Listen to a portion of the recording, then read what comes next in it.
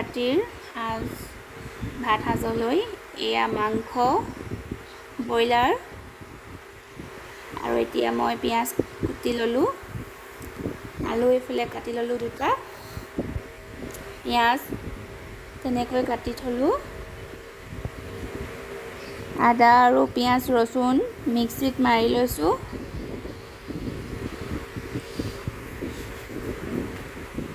কেৰাহীখন পাতি লৈছোঁ, কেৰাহীখন গৰম হওক, কেৰাহী গৰম হ'ল, তেল দি দিছোঁ, তেলখিনি পকি লোৱালৈকে ৰখি আছোঁ,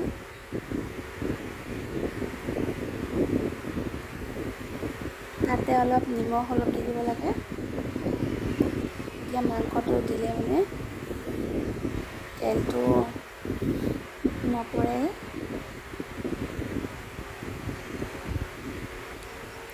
আজি মই আপোনালোকক মছলা নিদিয়াকৈ মাংস কেনেকৈ বনায়, কিমান টেষ্টি লাগে, আপোনালোকে এদিন বনাই খাব মছলা নিদিয়াকৈ, এটা মছলা নিদিয়াকৈ বনাম, আপোনালোকে চাই থাকক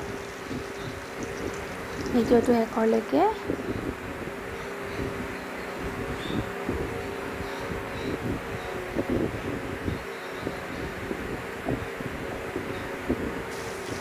এতিয়া মই পিঁয়াজ ঢালি দিলোঁ,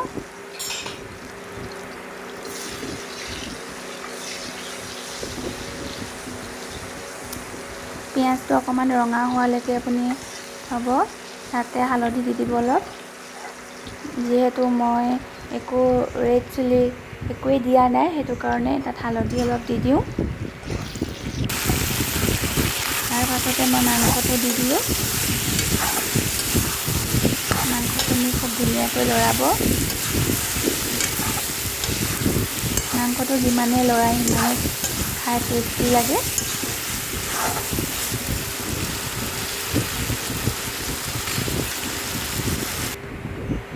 এয়া মই ঢাকন দি দিলোঁ,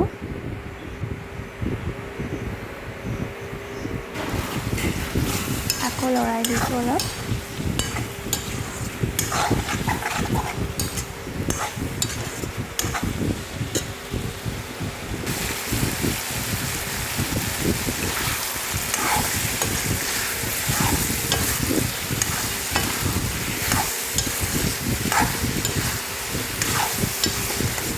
আলু মিক্স কৰি দিলোঁ, পিঁয়াজটো দি দিলোঁ আকৌ,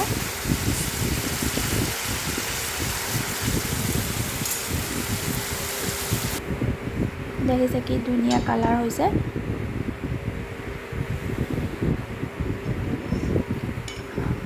হালধিৰ কালাৰটো দেখিছে কিমান ধুনীয়া।